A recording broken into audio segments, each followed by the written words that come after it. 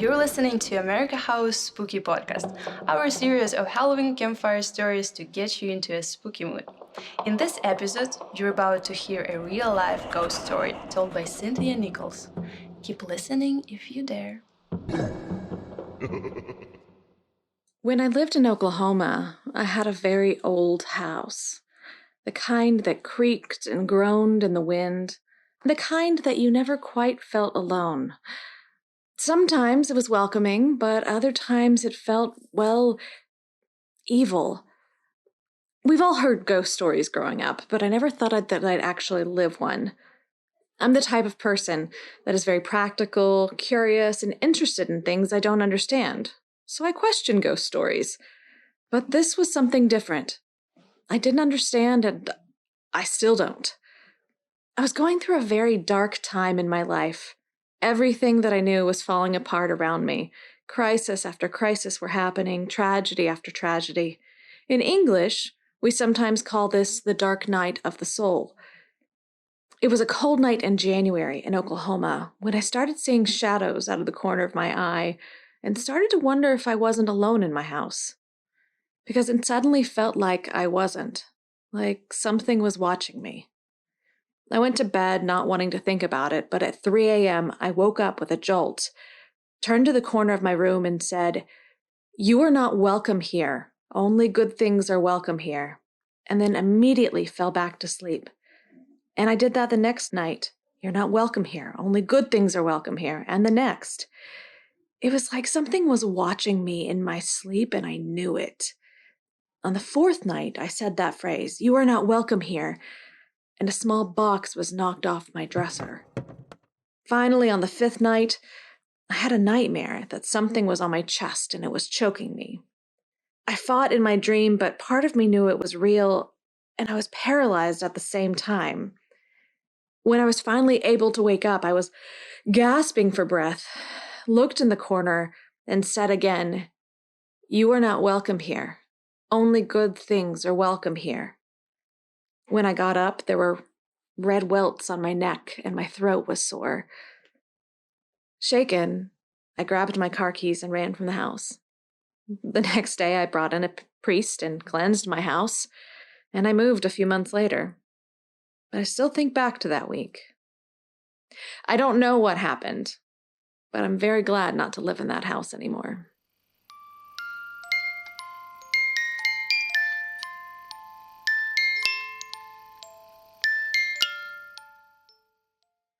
October brings crisp, cool nights and Halloween frights. Hi everyone, this is American Spooky Stories podcast from America House Cave. It's Anna here from America House and Cynthia from the US Embassy, and this edition is special because the story you just heard was a real story from Cynthia's life.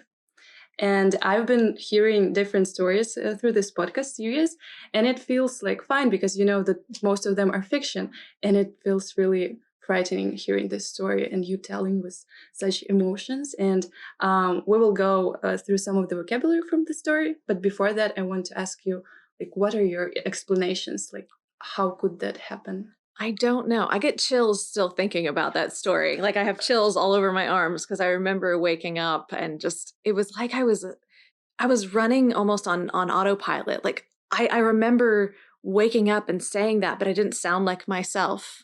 It was the craziest, like crazy things were happening in my life. And I don't know what happened. I mean, I always question things. I love science and this is something I can't quite figure out. I mean, there's something called sleep paralysis, and I've heard of that, but I've never experienced it.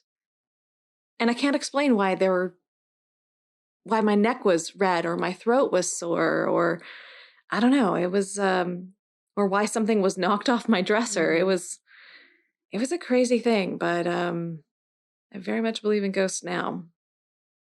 And you've been like unconscious when you were saying it, but you still remember it, how it felt. So one of the words was jolt, right? So it's like when you're startled, you wake up suddenly. And I was very awake.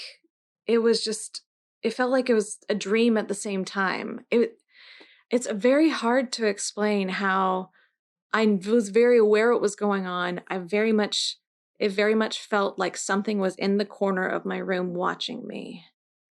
and I needed to get rid of it. And I didn't know how, but that just those like it's crazy to me. It's so odd that that was the exact phrase that I said every night. And it was almost at the exact same time every night, which in the United States, that time is the witching hour, which I don't know if y'all have heard of that phrase either, but that is a time when people say the spirits are the strongest. So I don't know. It's creepy. It still gives me chills thinking about it. Yeah, it's the most like chilly story that from our series. And also it's interesting to me that it happened a few days in a row, like for a special sequence of time, like for a week, and you probably knew that the next day it will happen.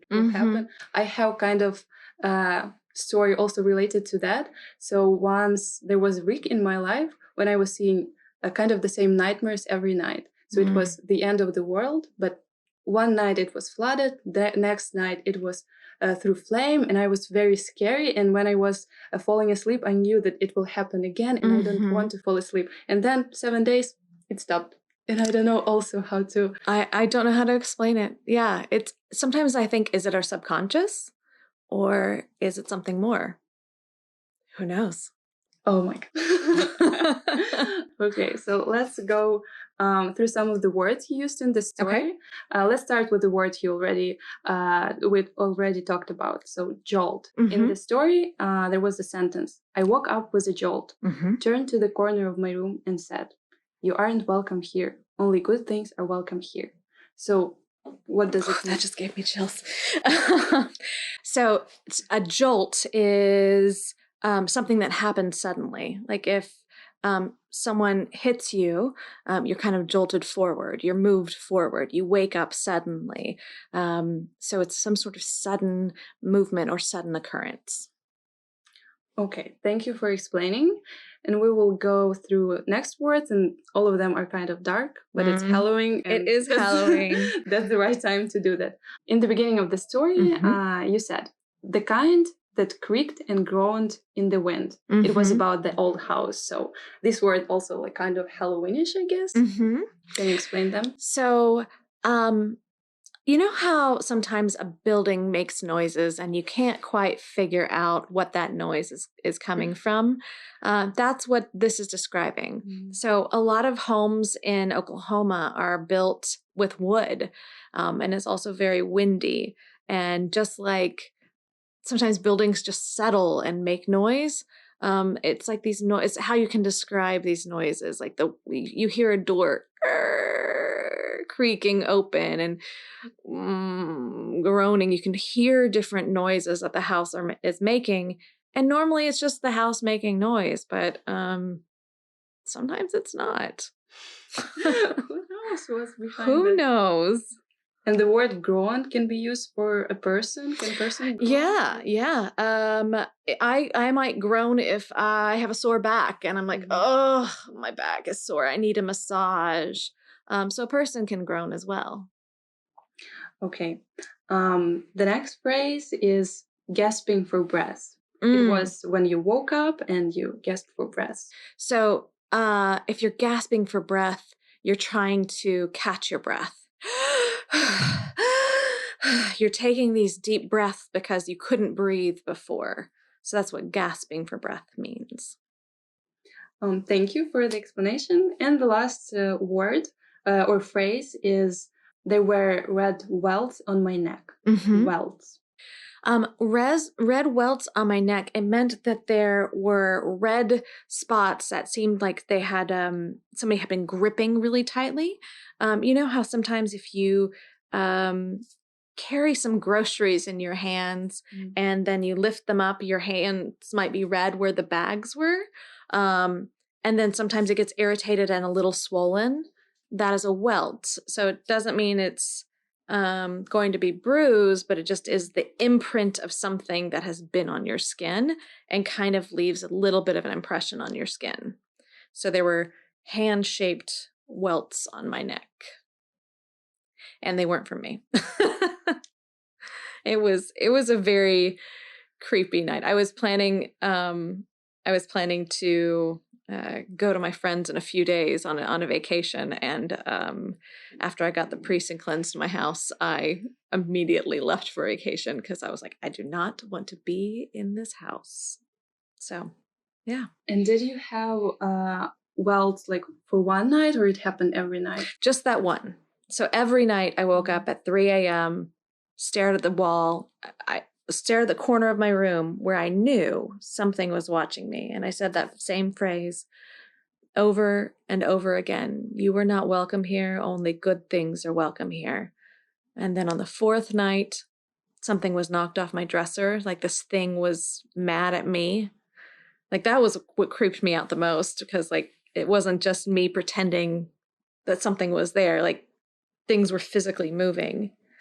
And then the next night, I had that crazy dream and woke up with a sore throat and a red neck.